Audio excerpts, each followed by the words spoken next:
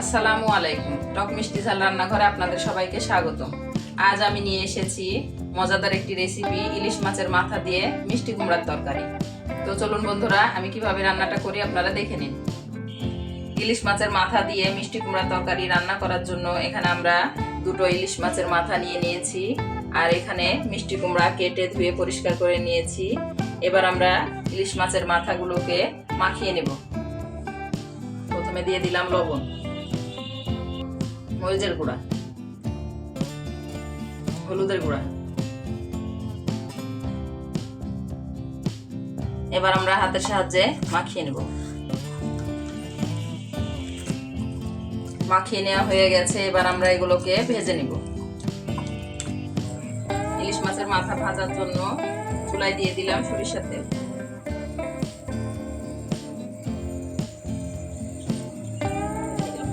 মাছের মাথা ভাজার জন্য প্যানে সরিষার তেল দিয়ে দিয়েছি, তেলটা গরম হয়ে গেছে। এবার আমরা মাছের মাথাগুলো দিয়ে দেব।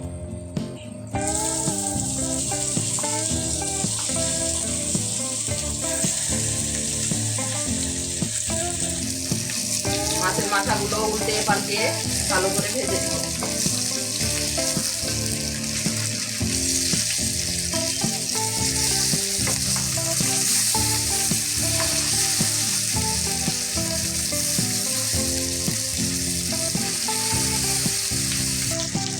মাছের মাথাগুলো ভেজে নেওয়া হয়ে গেছে, এবার আমরা উঠিয়ে নেব।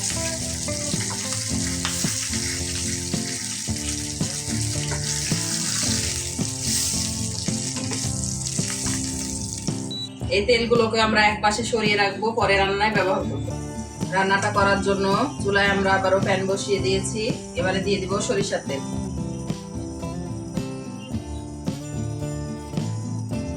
এবার দিয়ে দিব কুচি করে কেটে রাখা পেঁয়াজ। দিয়ে দিলাম দুটো তেজপাতা।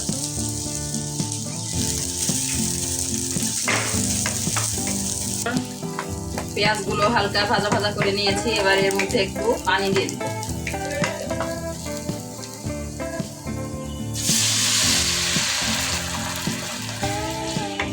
এবার দিয়ে দিব আদা আর রসুন বাটা। দিয়ে দিলাম 1 চা চামচ আদা বাটা, 1 চা চামচ রসুন বাটা।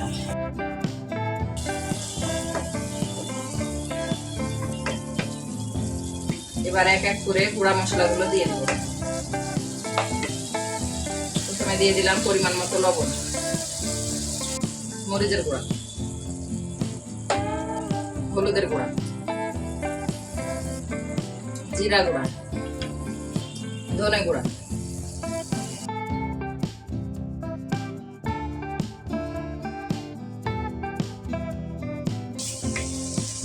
মশলাটা কষানো হয়ে গেছে, এবার আমরা কেটে রাখা মিষ্টি কুমড়াগুলো এর মধ্যে দিয়ে দেব।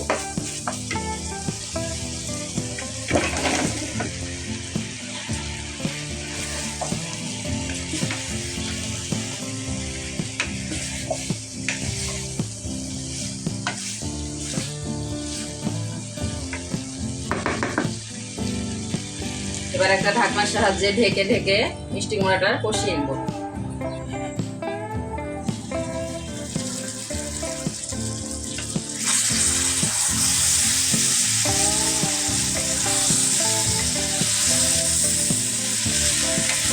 মিষ্টি কুমড়াটা কষানো হয়ে গেছে, এবার আমরা পানি দিয়ে দেব।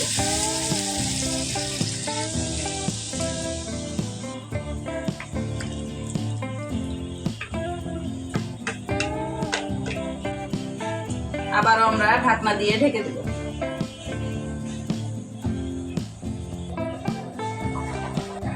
মিষ্টি কুমড়ার তরকারিটা ফুটে উঠেছে, এবার আমরা ভেজে রাখা মাছের মাথাগুলো এর মধ্যে দিয়ে দিব।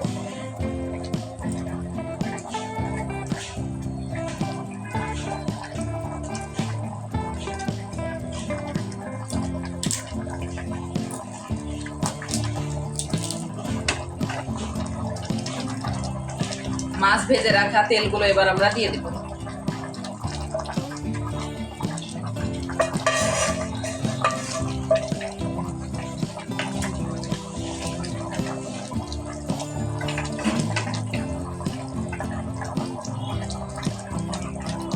এবার আমরা ঢাকনা দিয়ে ঢেকে সেদ্ধ হতে দেব।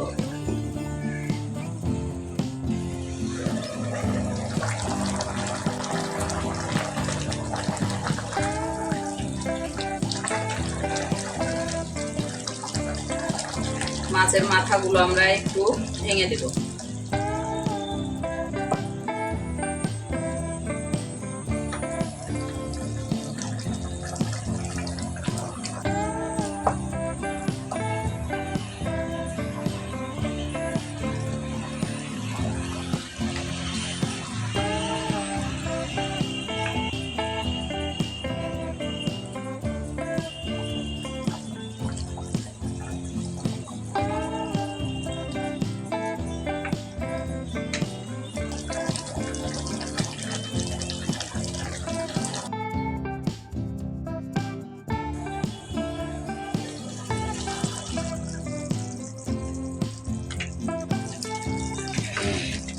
ইলিশ মাছের মাথা দিয়ে মিষ্টি কুমড়ার তরকারি আমাদের রেডি হয়ে গেছে। এবার আমরা পরিবেশন করে নেব।